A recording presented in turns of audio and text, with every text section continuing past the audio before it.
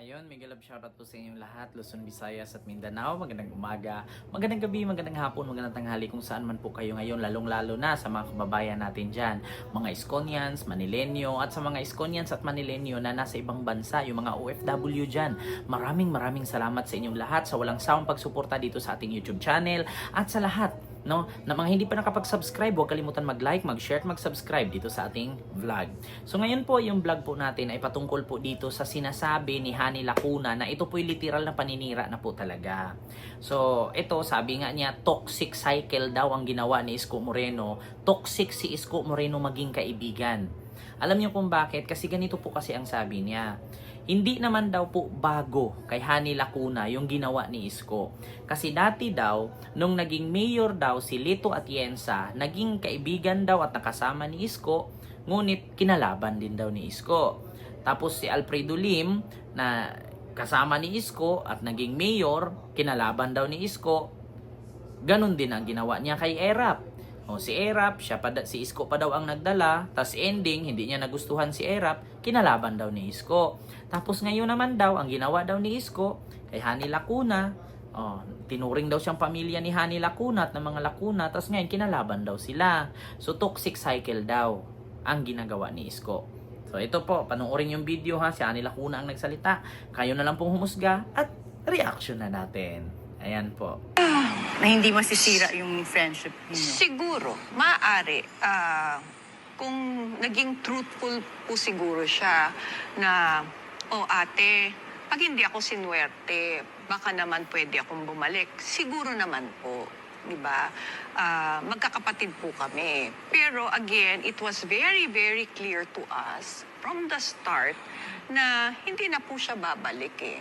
So, hindi naman po kami ibang tao. We are not what you call yung mga politiko na we consider ourselves family. Kaya nga po, parang, hello, lahat na inaway mo. Yung dati pong mayor, konsyal pa siya, si Mayor Lito Atienza, kakampi niya nung una, inaway niya, naging kalaban niya. Mayor Lim, vice mayor siya. Kakampi niya nung una, nung hindi siya napagbigyan na tumakbo, kinalaban niya.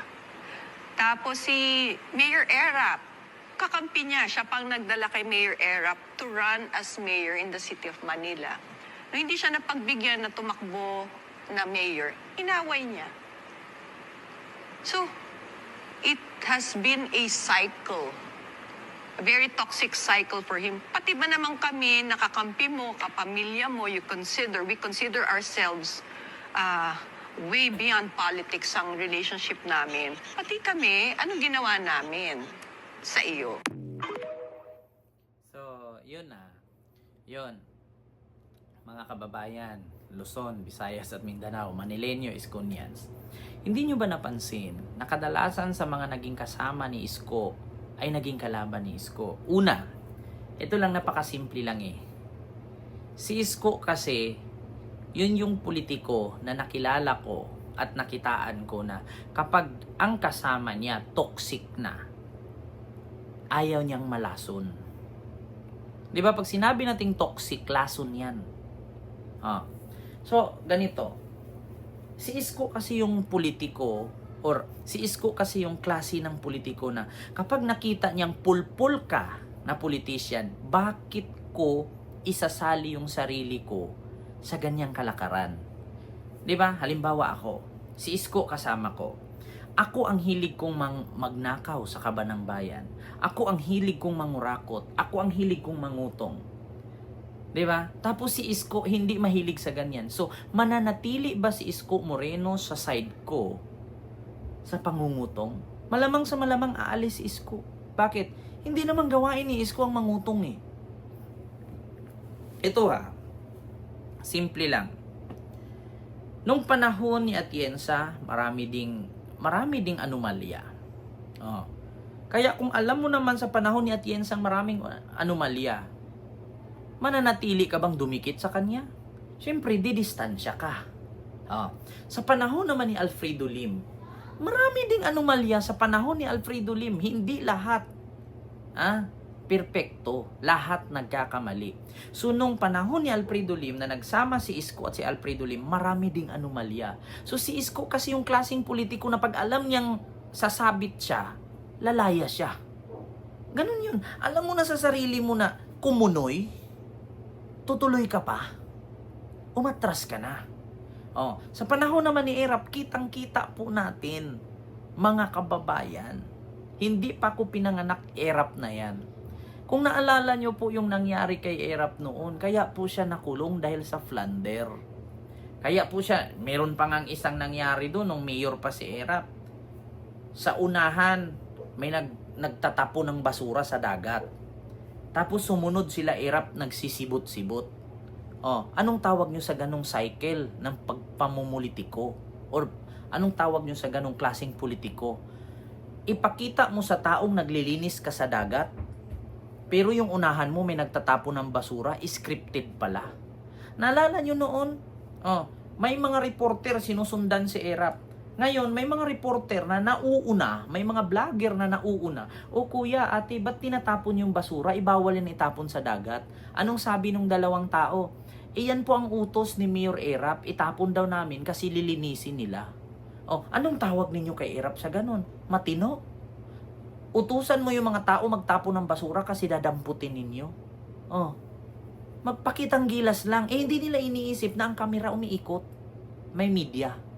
Doon pa lang nabubutasan sila. O so kung ngayon, butas na siya, sa tingin nyo si Isko didikit pa. Speaking of Leto Atienza, Alfredo Lim, Erap, may mga anomalya yun. Kaya si Isko tumiwalag sa grupo nilang tatlo. Ngayon kay Hani Lacuna naman, bakit nga ba si Isko kinalaban sila Hani Lacuna? Simple lang. Kasi tinanong din ni Hani Lacuna yan, ano bang rason? Ano ba ang dahilan kung bakit babalik siya? Kailangan pa bang itanong yan, Mayor Hani Lacuna, kung bakit babalik si Isko? At anong dahilan kung bakit tumakbo siyang mayor? Simple lang. Ano ang mga inumpisihan ni Isko na hindi mo tinuloy? Una, tignan mo yung mga pabahay ni Isko. O doon tayo, napatayo. Ang problema, anong nangyari sa mga pabahay?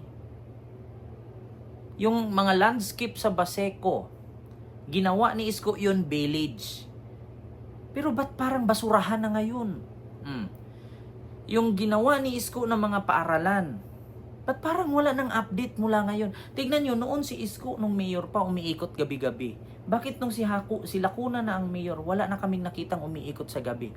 Nung si Isko ang mayor, ang baba ng crime rate sa Maynila. Nung si Lacuna na ang mayor, putang ina, ang taas ng crime rate, nakakatakot na lumabas sa gabi. Ang dami ng adik, ang daming snatcher, ang daming basagulero, ang dami ng mga tambay sa kanto na kapag dumaan ka, pagtitripan ka. Dati si Isko, alas 10 pa lang ng gabi, wala na nakikitang nakahubad. Lahat nasa loob na ng bahay. Dati si Isko, kapag may nakita na alas 10 ng gabi may mga estudyante pa, dinadampot ng DSWD, mga pulis, hinahatid sa kanilang bahay yung mga estudyante. Pero ngayon, puki ng ina, alas 2, alas 3 madaling araw, ang dami kong estudyanteng nakikita. Nagliligaliw. Hindi ko alam kung papasok pa ba sa paaralan or uuwi pa lang galing sa paaralan na madaling araw. At take note, dati si Isko, kapag mag alas 2, alas 3, alas 4 ng madaling araw, ang makikita mong tao sa kalsada, mga street sweeper. Yung mga nagwawali sa daan, mga naglilinis. Ngayon, puki ng ina. Pagdilat mo, paggising mo, labas ka sa kanto, alas 2 ng madaling araw, alas 3, makikita mo puro adik, puro tambay. Nakakatakot na nga lumabas kasi baka pagtripan ka. Minsan nakikita mo nag-iinuman sa kanto. Ngayon, natatakot kang umuwi kapag lalo na pag call center ang trabaho mo or panggabi ka, yeah, natatakot kang umuwi, mag-antay ka na lang umumaga. Bakit? Kasi pag umuwi ka ng madaling araw, nas nakita mong may nag-inuman sa kanto, anong gagawin ng mga nag-inuman? Tawagin ka, tol, tagay ka muna. Pag hindi ka tumagay, basag tong baso sa'yo. Ganyan ang mangyayari. Nung panahon ni Isko, wala kang makitang ganyan. Pero nung panahon ni Lacuna, ganyan. Kaya ngayon tatanungin mo, Lacuna, bakit lahat ng mga nakakasama ni Isko kinakalaban niya? Kasi puro pulpul, isa ka na. Di ba? Yun yung sagot kung bakit si Isko bumalik. Tapos ngayon sasabihin mo, toxic cycle ang ginawa ni Isko. Lahat ng naging kasama niya sa politika, kinakalaban niya. Kung ikaw ba naman, magkasama kami dalawa ni Isko. Ako, mayor, siya vice. Tas ako na mayor, drug protector. Dragon. Sa tingin mo si Isko, hindi naman addict, hindi naman drug protector, hindi naman dragon. Sa tingin mo, natili si Isko sa poder ko, talagang lalayo siya sa akin. Bakit? Addict ako, siya hindi. Si Isko kasi yung klase ng politician na ayaw niyang masabit. Kasi nangyari na yan sa buhay ni Isko noon na minsan na siyang naaresto. Ayaw niya na makita ng iba ang nangyari sa kanya. Gusto niyang linisin, gusto niyang bumawi. Tandaan mo si Isko, may anak yan. Ayaw ni Isko na kung ano man ang ginawa niya noon na pagkakamali, masundan ng anak niya. Kaya pinakita niya not only for his family, sa kanyang mga anak, but also sa Maynila. Ganitong klaseng politiko or ganitong klaseng mayor ang gusto naming iboto. Bakit? Pinakita niya not only his family na pag may mali ka, wag mo nga hayaan na manatili ka sa mali, dumistansya ka. Kasi alam ni Isko at alam nating lahat na may anak si Isko na susunod sa yapak niya. Bakit? Papayag ba si Isko na lagi na lang siyang sangkot sa gulo, sangkot sa pagnanakaw, sangkot sa plunder, sangkot sa korupsyon? Na siya nga iniidolo ni Joaquin, kaya nga si Joaquin pumasok na sa politika eh. Malaking kahihiyan kay Isko yan na masundan ang kanyang yapak ng kanyang anak. Ayaw ni Isko na ganun. Kaya ngayon, gusto mong maintindihan, Mayurahani, kung bakit halos lahat ng nakasama ni Isko naging kalaban niya? Kasi ayaw ni Isko ng toxic na kasama. Ayaw ni Isko yung pulpul na umasa na lang sa gawa niya. Magkaroon ka kasi ng originality, hindi yung puro ka na lang gaya-gaya. Yeah? So yun lang. Maraming salamat. Masakit man yung aking sinasabi pero totoo yun. Bakit? Sa tingin mo ba kung maganda kang mamuno, Mayura, si Isko, papalitan ka?